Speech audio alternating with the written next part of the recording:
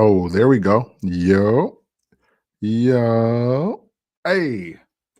Oh man. Welcome, welcome, welcome. Whenever you decide to join. Cause even though I'm live right now, it ain't gotta be just him. Talk to me whenever. It's cool. It's a Friday night. Shout out to all of you young harlots hitting the streets. But you know me, just came back from Belize, so I'm chilling, you know? And as always, man, made in the 1980s. Who Killed the Black Sitcom? The episode officially live right now, the audio version.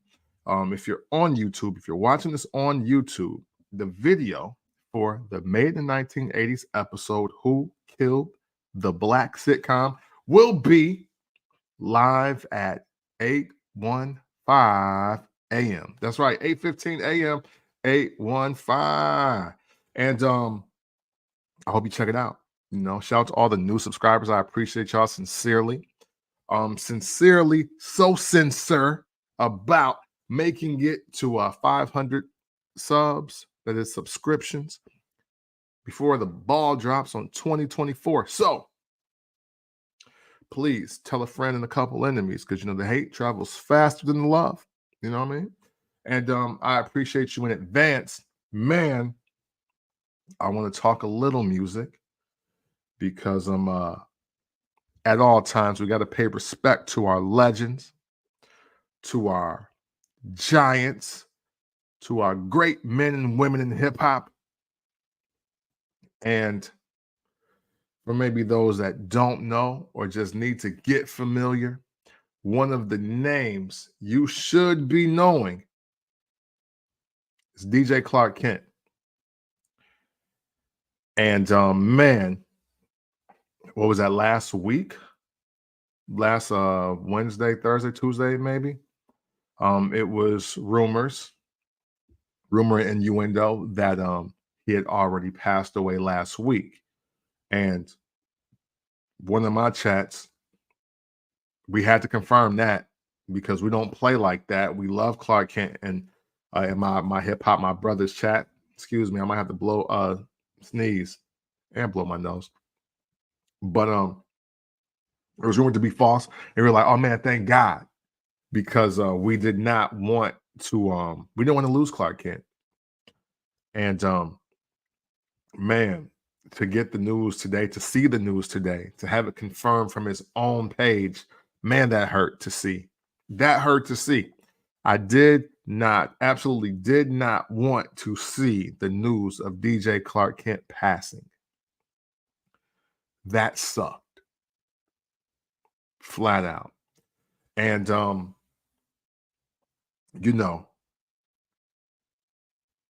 we often have this thing where we're only adamantly celebrating the front-facing legends, like your Jay-Z, your Kanye, Dr. Dre, Snoop, LL, Nas. We salute those guys. The DJ Premier, now DJ Paul and Juicy J, the people that you see all the time, Pharrell, the Neptunes as well, but Timberland, Missy. And we should celebrate. We should appreciate them. But man, we need to do a better job of sincerely celebrating the people that are just so damn hip hop that what would it be without them? Clark Kent is one of those people for me. I never got a chance to meet him or anything, but I'll say this, and this is important for me to say. Like, I've always had a certain respect and admiration for DJ Clark Kent just because I read album credits, right? It's like through years, like he's on some of my favorite albums, and he's produced some of my favorite songs and B-sides on albums. And we're going to talk about that here in a second. But when I saw the My Expert Opinion episode on DJ Clark Kent, man, it totally just kind of like revived my spirit for music, if that makes sense. We live in this very heavy analytic era where a lot of the music you hear is manufactured, and you hear a lot of the music is, just stat based streams. And the stories that he was telling, Clark Kent, that is, the stories that he was telling on the My Expert Opinion, that's Math Hoffa's podcast web series. I see it on YouTube a lot. That's where I primarily get it. I haven't subscribed to the Patreon, but I heard there's good content on there as well. But to hear the way he was talking about hip hop and production and being a DJ, like the story he told about the reason why he wanted to be a DJ was because he used to see, I believe it was his mother or his grandmother, used to always come in the house and be like, just worn out from work, just tired. But he knew what her favorite song was. And he said one day he knew she was coming home. And when she was going to get in the house, he was going to play this record for her. And I forget the song. And I'm sorry, please go watch the episode. Because it's been maybe about a year since I've seen it, maybe. But he said when she walked through the door, she had a tired look on her face. He threw that record on, and she began to smile, and it lifted her spirits, and it changed like the whole just mood and the whole energy. And he said that was the moment that made him want to be a DJ. I'm like, wow, because we live in a time now where people are just like, yo, man, I'm just downloading all this music, and I was like, DJ some parties, and we just gonna make some money, or yo, I don't want to get a regular 9 to 5. I'm gonna start DJing. I'm gonna buy the Serato, and I'm just gonna get all this music, and we're just gonna play records, or I'm gonna play songs I know is trending, And that story that he shared was so innocent, so pure, so authentic. It's like, man, you can tell a person like that lived and breathed in hip hop culture and the music industry truly from the heart. And we don't have enough people on that type of time anymore. And that is why it's sincerely unfortunate that we are losing a person like DJ Clark Kent. Excuse me.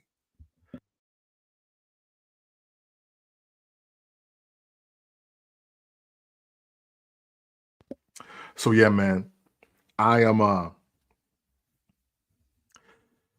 think about those moments and some of the stories that he was telling throughout the episode, and man, what a loss. What a loss for the young people, or even the people my age that just may not be very hip to who DJ Clark Kent is and what he does, what he did. For a lot of your all-time favorites, some of the goats, as you would call it, of eras and culture. He's had a hand in some of the magic that we've gotten from them. So, can I live? Dun, dun. Yo, what up? What up? What up? Yes, man. A great joint, a great joint. What can you say? Let's start there. Let's start there. Even though I have a tendency to be very critical of Jay-Z's Reasonable Doubt album. And I'm only critical about it because in real time, I remember only a handful of people actually having and or liking that album. And I remember the original version of Dead Presidents, and I remember how Jay-Z slowly climbed the ladder of success until volume 2. Volume 2 does 5 million, and they re-release Reasonable Doubt, the album, and it still doesn't go gold right away anyway.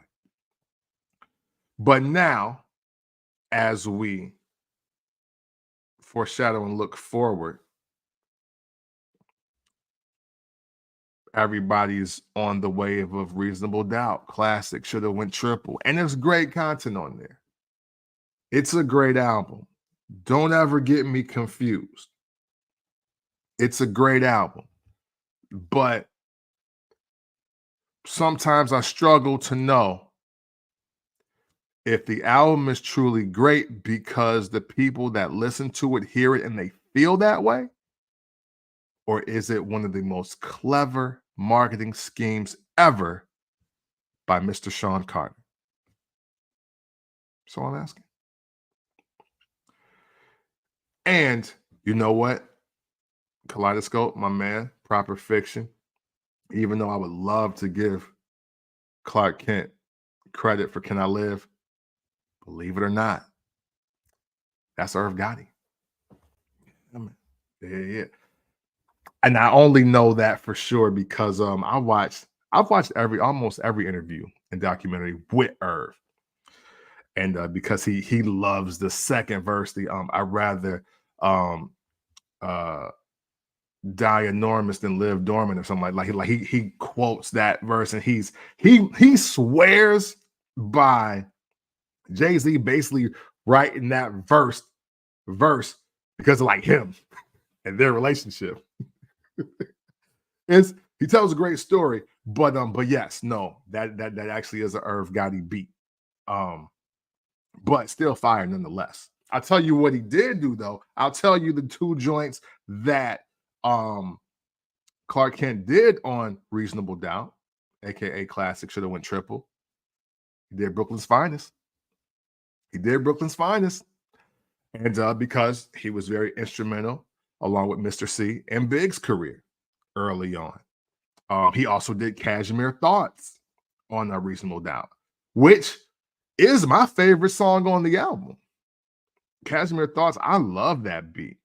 Ghetto, Errol Flynn, Hot Like Heroin. That's my joint.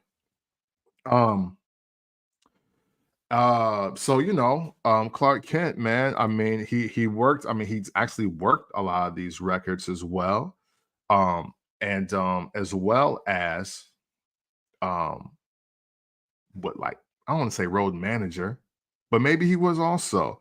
He has a very, very rich tenure in history, especially through Brooklyn, you know. Hey, another joint that y'all may not be aware that he produced. Sky's the Limit. Notorious B.I.G. featuring 112. Life After Death. Disc 2. Fire. That's one of my favorite songs on the album. Rest in peace, Kurt. Rest in peace to my cousin Curtis Norman. I got up and I spoke at his funeral. And I gave everybody the way that we kind of talk to each other, right? And in that, I was like, we would probably we toss out quotes or we toss out just ideology every time. And I said, man, I'm going to leave y'all with two things that would definitely pop up in the conversation between me and Cuz. Said, whether you believe you can or you can't, you're right, by Henry Ford. And stay far from timid. Only make moves if your heart's in it, and live the phrase, sky's the limit. Christopher Wallace, the Notorious B.I.G. And Clark Kent is a big part of my life on just that moment alone. Just the song "Sky's the Limit," the relationship I have with my cousin Kurt, who I miss dearly, and just me and my particular love for hip hop. Um, I can never um like measure it. You dig? That's just that's just what it is for me, you know? Another joint y'all may not be aware of. Junior Mafia album, Conspiracy Theory, I think it's the name of the album. Players Anthem. Players Anthem. How you living, Biggie Smalls? I'm surrounded by criminals, heavy rollers, even the shiesty individuals, smoking skunk and mad Phillies, beating down Billy badasses. Yo, the robberies a class and I passed it. Shit get drastic. I'm burying you bastards. Big Papa never softening. Take you to the church, rob the preacher for the offering. Leave the effer coughing up blood in his pockets like rabbit ears. Covered the wife's Kleenex for all the kids' tears. Versace wear, Moschino for my itches. She went through my ones, counting my funds, thinking I'm richest. Just the way players play all day, every day. I don't know what else to say. I've been robbing ninjas since running them was singing, here we go, snatching ropes at the Roxy, homeboy. Hey, all right, I'm not, all right, this is not about B.I.G., but rest in peace to him as well. But when I tell you, the first time I heard that beat, the first time I heard that song, man, that is one of the, again, life-changing hip-hop moments for me. Orchestrated, produced by Clark Kent. Running up and pretty just constantly. The Smalls, who the fuck it was supposed to be. All right, hey, another joint. You may not know. You may not know. Rakim's album. I think it's the was it the is it the 13th letter? But guess who's back? But guess who's back? That's yeah, no, I'm sorry, the 18th letter. I know the alphabet. Don't mind me. You know what I'm saying? You know, yeah, the 18th letter. Yes, thank you, Sam. I appreciate you, bro. Again, another great track. What's so significant about that is because depending on how old you are, Rakim may seem like he's far and away before your time until he comes back with the 18th letter album. Something about that late 80s into early 90s sound, which then comes into like late 90s, because I believe this album drops in 97, 98. It feels like a world away, but Rakim's going crazy on this track, bro. Crazy on this track. Oh, I'm sorry, going back to Reasonable Doubt. Hey yo, he also did Coming of Age. He also did Coming of Age on that joint. Yeah, so Brooklyn's Finest, Cashmere Thoughts, and Coming of Age. 3 tracks produced by DJ Clark Kent on Reasonable Doubt, Jay-Z's debut album. Hey, remember, it's classic. Should have went triple. Right? Another B.I.G. joint. Again, hey, and this is not gas. This is not cap. The Born Again album. One of my favorite joints on there because for the Born Again album, I want to be crystal clear on this. I only truly liked or loved the songs that were the songs Big was alive for. You know? So Clark Kent did Come On with Sadat X. To me, that's far and away one of the greatest songs on that particular project. The only like makeshift song I personally give a pass is the Big Pun and Fat Joe record with Freeway on it. That's the only one I give like a real pass to. Even though I do like I'm sorry, you know what? I like the one with Snoop, Busta Rhymes, and I think Mark Curry is on it too. Like not the comedian. from Angry with Mr. Cooper, but Mark Curry, the dude that really hate the diddler right now. But that because they used the joint where he dissed Pac. That Wrong is decent, but when you hear the album, it's I don't know. I don't know. And you know I love Eminem. I do. But no, I'm talking about the diamonds on my neck, chrome drop top, show up on the scene, smoke pounds of green. Ooh wee, you see the ugliest, money hungriest, Brooklyn Loch Ness, that joint. I forget what they call it on that album, but enough about that. We about Clark Kent. And he did come on with Sadat X, infamously the verse that's also the freestyle, I believe, at the beginning of, is it the Funk Flex and Big Cap, the Tunnel album? The I got 7 Mac 11s, about 8 38s, 9 9 10s, Mac 10s. The shit never ends. That joint. He's the original song produced by Clark Kent. So you know, I think that's again with so much history, even though, so you know, that's the thing also, right?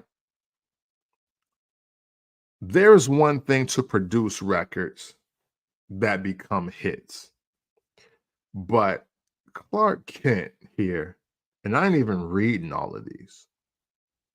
Okay. I'm just reading the ones that y'all may not know that I feel you definitely should know. There's essential playlist going on. I have Tidal, so I'm going off the Tidal list.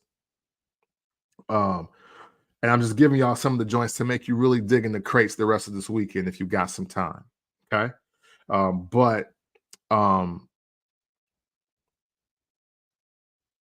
here's one that you probably didn't know. And honestly, I didn't know. Today, years old, when I figured this out. And now this album hits even a little harder for me. Clark Kent produced Super High, Rick Ross featuring Neo. I didn't know that. I did not know that. That's incredible to me. The Teflon Don album now, which was already, I can't even front, and I'm not even a Ross fan. But now that album, it gains a few more points for me. Because I love that record. I used to run a mile to that record. That used to be on my playlist of like that's like my cool down on my jog. Super High, Rick Ross and Neo. I had no idea that he produced that record. Hey, you know what? Because I love Legal Drug Money, I'm gonna I'm gonna give y'all this one because the first concert I ever went to with my own money. Shout to the boys. If y'all missed the Made in the 1980s episode of Looking Back, Boy Mass was fire. The first true concert I ever went to was in Freeport, Illinois, at the Masonic Temple to watch the boys. And my Running Man game was too strong. You dig? And my grandma took me. Rest in peace, Shirley Faye.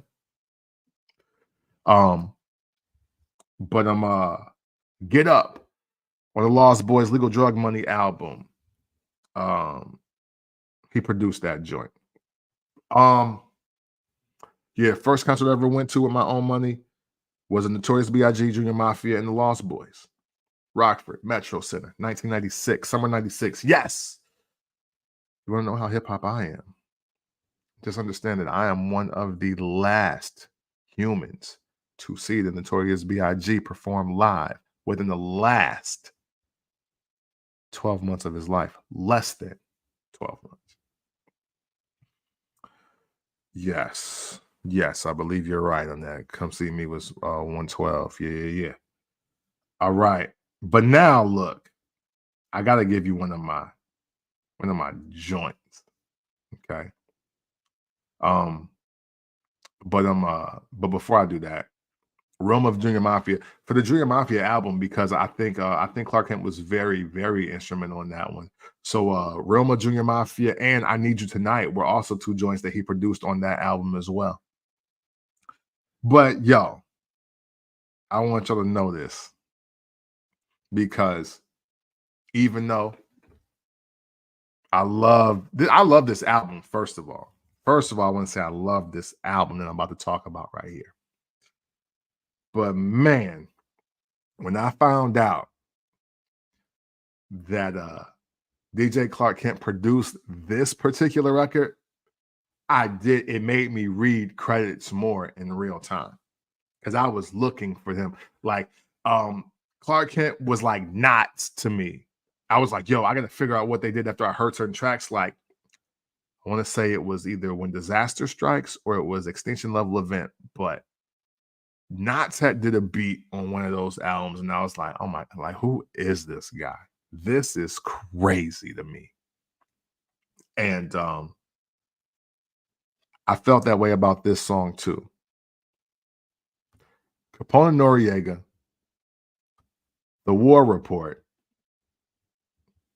Closer. Now, I don't know how y'all feel about Closer on the Capone Noriega album. I don't know how you feel. Depending on how you feel, I may not even care how you feel. But that's one of my joints on this album. I love Parole Violators. I obviously love TONY. I love CNN War Report, The War Report, Channel 10, Bloodsport, War. I'm like Capone Bone. I know, pause in this era. I think the Capone Noriega War Report album is phenomenal. But dog, and shout out to Sam Snead. If I didn't mention him on our episode about the singers of obscure R&B features, bro, in 1997, you couldn't tell me there was a harder hook than You Say You Never Leave Your Thugs Alone. You want to be with Nori or Capone. You say he likes the way he holds his chrome, but you would never leave him lonely. You say you like the way the 2-5 shine. You want to be his wife and push his ride. Stand by his side if he did time. But surely you should hold him closely more. And that's my joint. Yo, Clark Kent produced Closer, the final track on the War Report album. And to me, it's the perfect ending of that album. You dig what I'm saying? So I absolutely love that song, and man, rest in peace. Thank you so much, Clark Kent, for producing that record, man. Man, you know, hey, listen, even though it doesn't get a lot of burn, I actually because you know, when you come out the first time you drop a classic, it is just what it is. But Slick Rick, the Art of Storytelling album, which I actually have the actual CD. It was like one of my more played albums, 97, 98, or 98, 99. I really don't remember at the moment. I apologize. But Clark Kent did I Own America, Kill Niggas, and Why on that album, and Memories. And again, you got to again, you gotta listen to B-sides, man. That's what's so magical as I'm really going through these. Like, yeah, Clark Kent may give you a single. He may give you a single and it's gonna slap. But man, bro, just your album. Like, if you really care about making albums and saying something dope, profound, prophetic, or just great, you need a Clark Kent on your album. You need a Clark Kent track on your album. You need it. Because these are like, he doesn't have filler. He doesn't have filler on these albums. Like, he's not the skip joint. He got one of the joints. And man, Big loss, whether you truly know, understand, or respect it or not, right? He was great. Rest in peace, Clark Kent.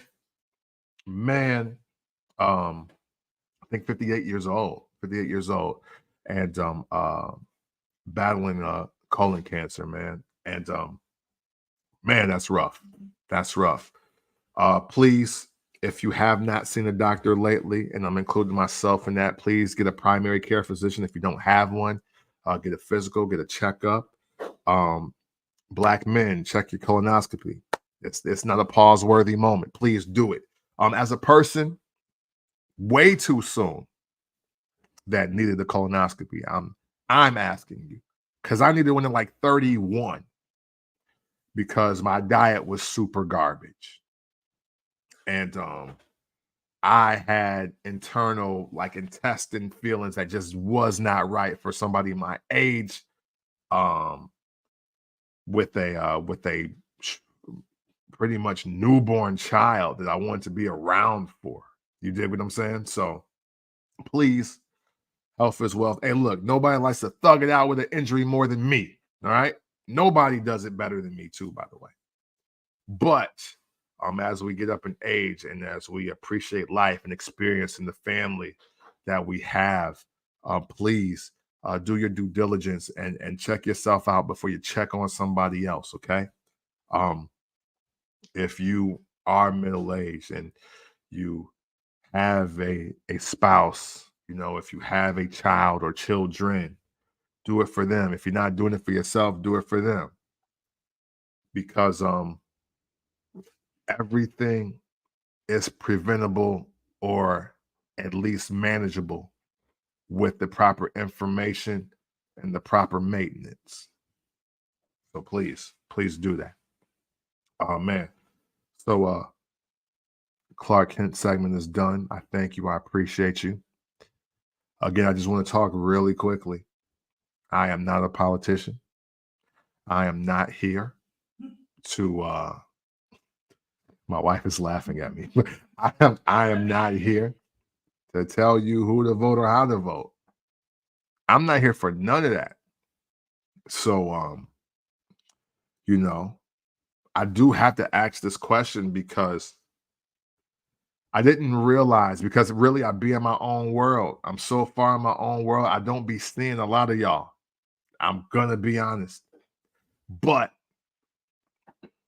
I didn't realize so many Black males of status or with just an audience were going in so hard on Vice President Kamala Harris. I had no real idea because, is she Black or not? That's been a conversation. And hey, look, I didn't even know that was a thing that we were doing as the Black delegation. Obama really got us on 10. Now we got to make sure everybody Black. I didn't know. We had been voting for white people for 500 years. And then all of a sudden, here we go, trying to figure out who really Black. We didn't do this much research for FDR, or Thomas Jefferson.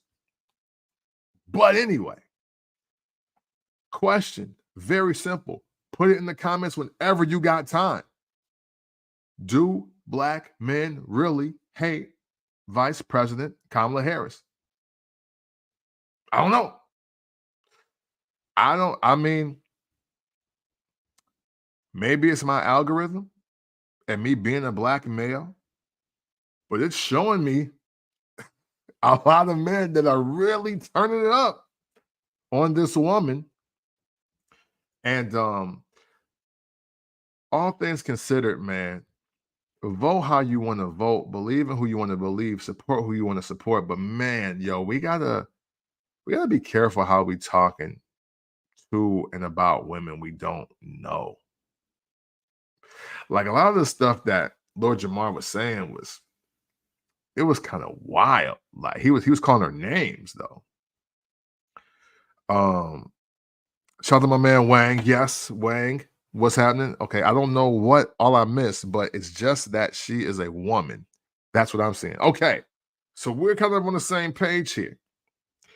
because when we call her the B word, when we call her a ditzy broad, we call her a stupid idiot. I was just like, man, we're like, why do we have to cook everything? Like, why is that happening? And hey, they blamed her for what was it? I think I seen somewhere like they were like, she pardoned Dr. Conrad Murray for killing Michael Jackson. Hey, there's so much happening that ain't got nothing to do with what you better do in the next couple of weeks. What does Michael Jackson have to do with this? I love Michael Jackson. I love him.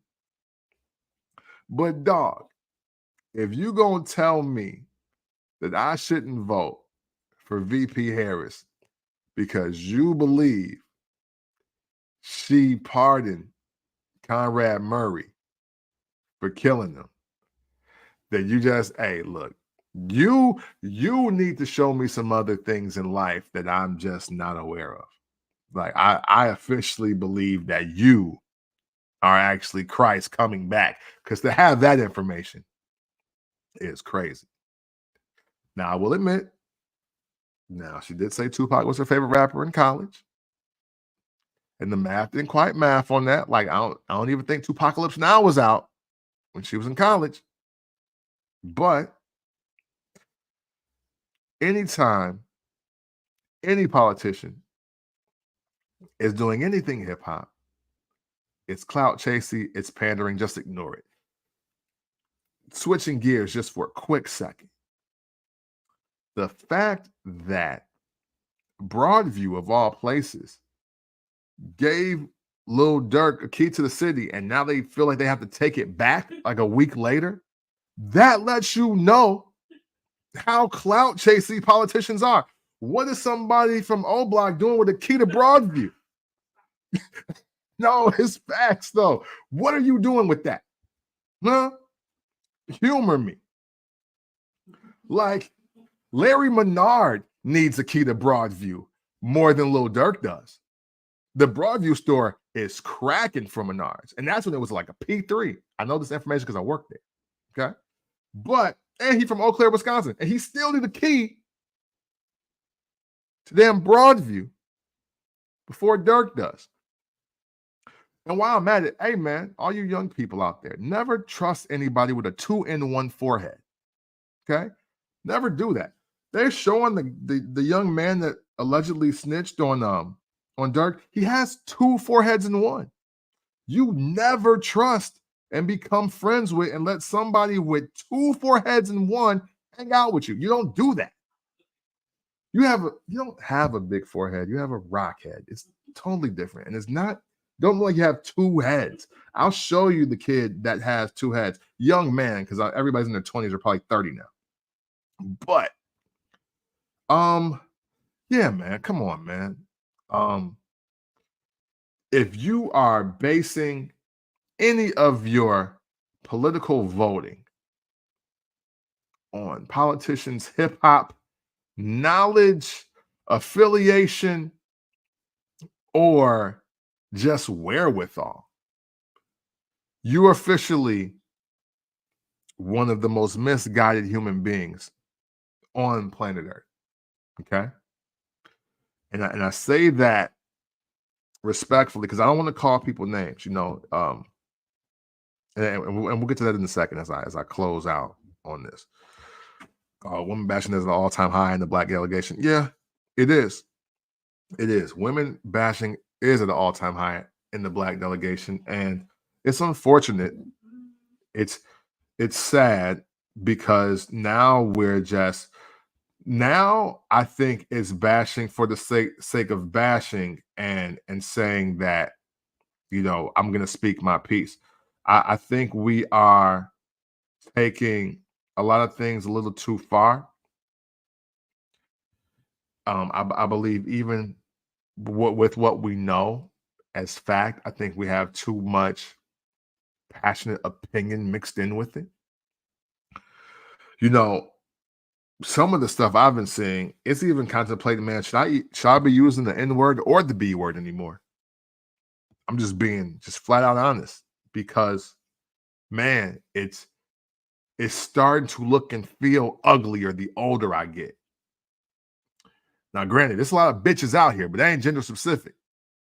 That's not gender specific when I'm saying it. I know some grown men bitches out here, and I can't wait to call them one of them once they face. But um, you know, and not for nothing, man. What I also just what really hurts, especially on a day like today, as I am celebrating the life and the legacy of DJ Clark Kent, for Lord Jamar to then kind of come back and say, yo, I was using that kind of language because it was a hip hop platform. When we talking hip hop, it's like, man, yeah, that's pretty nasty.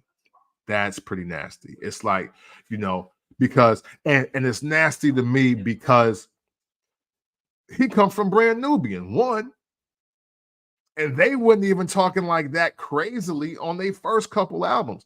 You know, I listen and I've watched interviews with Rakim saying, well, I never use that word because I want my mom to listen to the music.